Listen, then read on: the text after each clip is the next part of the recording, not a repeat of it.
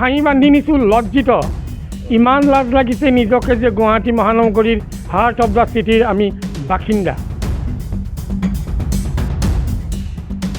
এটা dead body লৈ যোৱা হৈছে ব্ৰিজলৈকে, এইটো আমিহে ক'ব পাৰিম।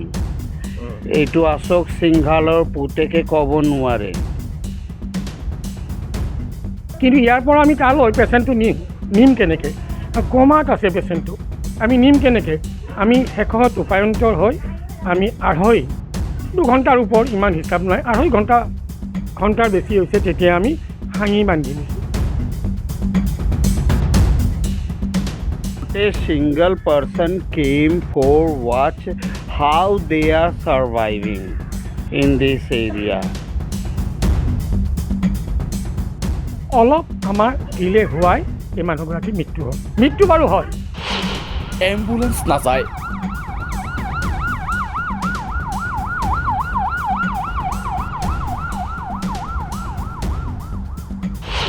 কাৰণ সেইফালে বাট ভেটি থৈছে মন্ত্ৰী অশোক সিংঘালৰ পুত্ৰই। এইটো পথেৰে গৈছোঁ, আপোনালোকে দেখা পাইছে সন্মুখত ৰাস্তাটো সম্পূৰ্ণ বন্ধ হৈ আছে। ইয়াত লিখা আছে men at work keep right, আৰু কিপ ৰাইট বুলি কৈছে, অৰ্থাৎ সোঁফালেৰে যাবলৈ কৈছে। সোঁফালেৰে এই দিশে গ'লে 1 মিটাৰো নহ'ব, 1 মিটাৰতকৈ কম এটা ঠেক ৰাস্তা এইখিনিত ৰাখি থোৱা হৈছে। পথ বন্ধ কৰি প্ৰত্যেক গ্ৰুপে চলাইছে নিৰ্মাণ কাৰ্য। ৰোগীক আনিবলৈ গৈও ৰোগীৰ ঘৰ নাপালেগৈ এম্বুলেন্স। 400 মিটাৰ বাট চাঙিত উঠাই ৰোগীক এম্বুলেন্সলৈ আনিলে আত্মীয়ৰ অভিযোগ, মন্ত্ৰী অশোক সিংঘালৰ পুত্ৰৰ প্ৰতিষ্ঠানে প্ৰাণ ৰাখিলে মহিলাৰ। বাইদেউ হঠাতে নৰ্মেল আছিলে, বাইদেউ হঠাতে মূৰ্ছা যোৱাৰ নিচিনা হ'ল। তাৰপাছত আমি ঠিক হস্পিটেল নিবলৈ আচলতে আমাৰ যিমান দেৰি হ'ল, এই প্ৰধান কথাটো সেইটোহে। আমাৰ ইয়াৰ পৰা মাত্ৰ 200 মিটাৰ বা 300 মিটাৰ প্ৰত্যেক গোষ্ঠী, আৰু আমাৰ ঘৰৰ সন্মুখৰ ৰাস্তাটো একমাত্ৰ যান বাহনৰ আমাৰ আহিলা। তেনেস্থলত আমি ওচৰৰ আমাৰ ইয়াতে ঠেক গাড়ী চলোৱা ল'ৰা বা গাড়ী ঘোঁৰা প্ৰায় মানুহৰে আছে, কিন্তু সেই গাড়ীসমূহ বৰ্তমান ইয়াতে ঘৰৰ কাষত কাৰো নাই। কাৰণ আমি ঠিক 200 মিটাৰ বা 250 মিটাৰ ফ্ৰণ্টত প্ৰত্যেক গোষ্ঠীৰ খনন কাৰ্যত কেৱল মানুহজন আহিব পাৰে একাঠু বোকা, স্কুটি এখন আহিব পাৰি, কিবা কৰি আমি উলিয়াব পৰাকৈ ৰাখিছোঁ, বাকী সকলোবোৰ বাহিৰত আছে। তেনেস্থলত নাই আমি উবেৰ পাওঁ নে অটো পাওঁ নে কিবা যান বাহন পাওঁ। ঘটনাটো দেওবাৰৰ। অনিল নগৰৰ 1 নম্বৰ উপপথৰ এগৰাকী মহিলা হঠাৎ গুৰুতৰভাৱে অসুস্থ হৈ পৰে। লগে লগে পৰিয়ালৰ লোকে যোগাযোগ কৰে 108 এম্বুলেন্স সেৱাক। এম্বুলেন্স আহিল, কিন্তু আমি উপায় ল'লোঁ, আমাৰ অসম চৰকাৰৰ 108 তেখেতসকলে আমাক সহায় কৰিছে। কিন্তু ইয়াৰ পৰা আমি তালৈ পেচেণ্টটো নিম কেনেকৈ? কমাত আছে পেচেণ্টটো, আমি নিম কেনেকৈ? আমি শেষত উপায়ন্তৰ হৈ আমি 2.5 ঘণ্টাৰ ওপৰত ইমান হিচাপ নাই, 2.5 ঘণ্টাৰ বেছি হৈছে, তেতিয়া আমি হাঁহি বান্ধি নিছোঁ। ইয়াৰ পৰা কিমান দূৰ সেই অঞ্চলটোলৈকে? ইয়াৰ পৰা আপোনালোকে দেখা পাব, ইয়াৰ পৰা তালে 300 মিটাৰ 250 মিটাৰ হ'ব এপ্ৰক্সিমেট। 300 মিটাৰ হাঁহিত লৈ যাবলগীয়া হ'ল। হয়। তাৰপিছত পাৰ কৰি এম্বুলেন্সত উঠাব পাৰিলেগৈ? উঠালোঁ, মানুহৰ সহায় পালোঁ, দুপৰীয়াৰ টাইম আছিল, যথেষ্ট সহায় পালোঁ। কিবা হয়, মন্ত্ৰী অশোক সিংঘালৰ পুত্ৰৰ প্ৰতিষ্ঠান প্ৰত্যেক গ্ৰুপে এই সুবিশাল অট্টালিকা নিৰ্মাণ কৰিছে তৰুণ নগৰত। প্ৰত্যেক তৰুণ নগৰ নামৰ এই বিশাল অট্টালিকাৰ কাষতে থকা ভৰলু নদীৰ পাৰতো চলিছে প্ৰত্যেক গ্ৰুপৰ নিৰ্মাণ কাৰ্য। তাৰ বাবে ভৰলু নদীৰ গাৰ্ডৱাল ভাঙিছে প্ৰত্যেকে। সিমানেই নহয়, ভৰলুৰ কাষৰ পথৰ ওপৰতো নিৰ্মাণ কাৰ্য চলাইছে প্ৰত্যেক গ্ৰুপে। খনন চলাই যাতায়াতৰ অনুপযোগী কৰি তোলা হৈছে পথৰ বৃহৎ অংশ। যি অনিল মেধি পৰিয়ালৰ এগৰাকী পৰহিৰ দিনটোত মৃত্যু ঘটিল, সেই অনিল মেধিৰ ঘৰ ইয়াৰ পৰা প্ৰায় 300 মিটাৰ দূৰত। আৰু মই বৰ্তমান যি স্থানত উপস্থিত আছোঁ, সেই স্থানৰ পৰা মই যদি মোৰ সোঁদিশে দেখুৱাওঁ, তেতিয়াহ'লে সেয়া হৈছে প্ৰত্যেক গ্ৰুপৰ এটা বিশাল অট্টালিকা। সেয়া হৈছে প্ৰটেক্ট টাৱাৰ। এয়া প্ৰটেক্ট টাৱাৰ, আৰু আমি ৰৈ থকা স্থানৰ পৰা আমি যদি বিপৰীত দিশত কিছু আগলৈ গৈ আমি আপোনালোকক দেখুৱাম, যি স্থানত প্ৰত্যেক গ্ৰুপে চলাই থকা নিৰ্মাণ কাৰ্যৰ বাবে সম্পূৰ্ণ পথটো বন্ধ কৰি ৰখা হৈছে। আমি আপোনালোকক দেখুৱাম এই স্থানৰ পৰা কিছু দূৰ আগলৈ। আমি যিটো পথেৰে গৈছোঁ, আপোনালোকে দেখা পাইছে সন্মুখত ৰাস্তাটো সম্পূৰ্ণ বন্ধ হৈ আছে। ইয়াত লিখা আছে men at work keep right, আৰু কিপ ৰাইট বুলি কৈছে, অৰ্থাৎ সোঁফালেৰে যাবলৈ কৈছে। সোঁফালেৰে এই দিশে গ'লে 1 মিটাৰো নহ'ব 1 মিটাৰতকৈ কম এটা ফেক ৰাস্তা এইখিনি ৰাখি থোৱা হৈছে। পথটো ইয়ালৈকে আছিল, এই স্থানলৈকে পথটো আছিল। এইখন গাৰ্ডৱাল, এইখন ভৰলু নদীৰ এক গাৰ্ডৱাল আছিল। এই গাৰ্ডৱাল ভাঙি আপোনালোকে দেখা পাইছে, গাৰ্ডৱালটো ভাঙি থোৱা হৈছে, ভাঙি নতুনকৈ নিৰ্মাণ কাৰ্য চলোৱা হৈছে। আৰু এই গাৰ্ডৱালখন প্ৰত্যেক গ্ৰুপৰ নিৰ্মাণ কাৰ্যৰ বাবে ভাঙি পেলোৱা হৈছিল। আৰু এই যি নিৰ্মাণ কাৰ্য চলাই আছে তাৰ বাবে এই ৰাস্তাটো প্ৰায় 5 মিটাৰ হয়তো বেছি হ'ব, 5 মিটাৰতকৈ বেছি এটা বহল ৰাস্তা আছিল।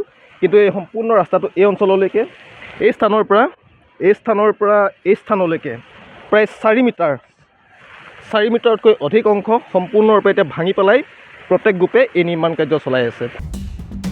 প্ৰত্যেকৰ এনে কাণ্ডৰ বাবে দেওবাৰে ৰোগীৰ ঘৰলৈকে যাব নোৱাৰিলে 108 এম্বুলেন্স বাহন। উপায়হীন আত্মীয়ই ৰোগীক এখন চাঙিত উঠাই পাৰ কৰি আনিলে এই দীঘলীয়া অংশ। আত্মীয়ৰ মতে এই সমগ্ৰ প্ৰক্ৰিয়াত প্ৰয়োজন হ'ল অতিৰিক্ত 2.5-3 ঘণ্টা সময়। আৰু তাৰে পৰিণতি পৰহিয়ে তেওঁ ঢুকাল ৰাতি। তেওঁক আমাৰ চিটো দিছিলে আৰু খুব ধুনীয়াকৈ কৰিবলগীয়া যাৱতীয় গোটেই কামখিনি কৰিছে তেখেতসকলে। কিন্তু তাৰ পাছত পেচেণ্ট বহুত পিছত ঢুকাল। কৈছে যে 2 ঘণ্টা আগতে যদি আপোনালোকে আনিলে হয়, 1 ঘণ্টা আগতে আনিলেহেঁতেন এই ৰোগীৰ আজি এই অৱস্থা নহ'লহেঁতেন। সকলোপিনে ভালে আছিল, কিন্তু ষ্ট্ৰক হয়। এইটো মেডিকেল টাৰ্মত মই ইমান নাজানিম। অলপ আমাৰ ডিলে হোৱাই এই মানুহগৰাকীৰ মৃত্যু হ'ল। ৰোগীৰ আত্মীয়ৰ মতে প্ৰত্যেক গ্ৰুপে প্ৰাণ কাঢ়িলে মহিলাগৰাকীৰ। স্থানীয় ৰাইজৰ মতে প্ৰত্যেকে গৃহবন্দী কৰিছে অনিল নগৰবাসীক।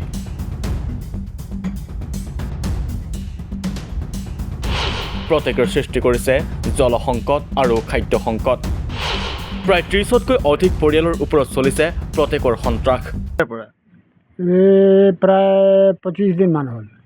এনেকৈতো বন্ধ কৰি ৰাখিলে আপোনালোকৰ অহা যোৱাত দিগদাৰ হৈছে। আমরা তো আহা যাওয়া দোকান খাওয়া পিওয়া সব বন্ধ আছে। এতিয়া মানে পানী ডেলি ভাঙি দিয়ে, পাইপটো ভাঙি দিয়ে, এইটো এই প্ৰত্যেকৰ কাৰণে হয়। প্ৰত্যেকৰ কাৰণে হয়। প্ৰত্যেকে কিয় যেতিয়া পানী আহে নহয় তেতিয়া পাইপডাল ভাঙি দিয়ে। পানীৰ পাইপ তেওঁলোকে মানে নিৰ্মাণ কৰাৰ ফলত পানীৰ পাইপ প্ৰায় ভাঙি থাকে। পানী নাহে। আজি 1 মাহৰ পৰা এইটো ঘটনা হৈ আছে। আৰু ক'ব লগা একো নাই। ক'ব লগা মানে কি, কেনেকৈ যে এটা ডেড বডি লৈ যোৱা হৈছে ব্ৰিজলৈকে, এইটো আমিহে ক'ব পাৰিম। এইটো অশোক সিংঘালৰ পুতেকে ক'ব নোৱাৰে। যোনে ভুক্তভোগী তেখেতে মানে যি ক'ব লগা আছে ক'ব। মই এইগৰাকী ব্যৱসায়িক প্ৰতিষ্ঠানৰ গৰাকীক প্ৰথমে এটা পানীৰ বটল বিচাৰিছিলোঁ, তেখেতে মোক জনালে যে আমি পানী আনিব পৰা নাই, কাৰণ অশোক সিংঘালৰ পুত্ৰৰ প্ৰতিষ্ঠানে ৰাস্তা বন্ধ কৰি ৰাখিছে। হয়নে দাদা? আপুনি দোকানলৈ বস্তু আনিব পৰা নাই? नहीं लाने सकता है हम लोग, कुछ नहीं लाने सकता है। আপোনাৰ এতিয়া দোকানত আজি কি আনিব পৰা নাই আপুনি? একো বস্তুৱে না আনিব পাৰোঁ। মাথা ওপৰত কিমান খালী আছে। আমি আপোনালোকক দোকানখন দেখুৱাম যে দোকানখন কি ধৰণে খালী হৈ ৰৈছে। চাউল আছে নাই দোকানত এতিয়া? চাউল আছে নাই? চাউল নাই, আছে 1 বস্তা মান যেনে তেনে আনিলোঁ মাথা ওপৰে। আৰু কেনেকৈ আনো? আনিব নোৱাৰোঁ। চাউল আনিব পৰা নাই। আৰু কি আনিব পৰা নাই? চাউল, আলু, পিঁয়াজ, পানী একো না আনিব নোৱাৰোঁ। দোকান খালী কৰি ৰাখিবলগীয়া হৈছে। মুখ্যমন্ত্ৰী মহোদয়, মন্ত্ৰী অশোক সিংঘালৰ পৰিয়ালৰ প্ৰতিষ্ঠান প্ৰত্যেক। মন্ত্ৰী অশোক সিংঘালৰ হাতত আপুনিয়ে তুলি দিছে গুৱাহাটী উন্নয়নৰ দায়িত্ব। কিন্তু গুৱাহাটীৰ উন্নয়নৰ নামত এয়া মন্ত্ৰী অশোক সিংঘালে কৰিছে কি? মন্ত্ৰী অশোক সিংঘালৰ ক্ষমতাৰ ফলতেই পুত্ৰৰ প্ৰতিষ্ঠানে এইদৰে যধে মধে নিৰ্মাণ কাৰ্য চলোৱা নাইনে গুৱাহাটীত? মন্ত্ৰী পুত্ৰগৰাকীৰ এনে নিৰ্মাণ কাৰ্যক লৈ আপোনাৰ দলৰে বিধায়কে অভিযোগ দিছে আপোনাক। মন্ত্ৰী অশোক সিংঘালৰ পুত্ৰৰ প্ৰতিষ্ঠানৰ এনে কৰ্মকাণ্ডত আপোনাৰ চকুৱে পৰা নাই নে চকু পৰিও চকুমুদা কুলিৰ ভাও ধৰিছে? তাকেহে প্ৰশ্ন কৰিছে এতিয়া সাধাৰণ ৰাইজে।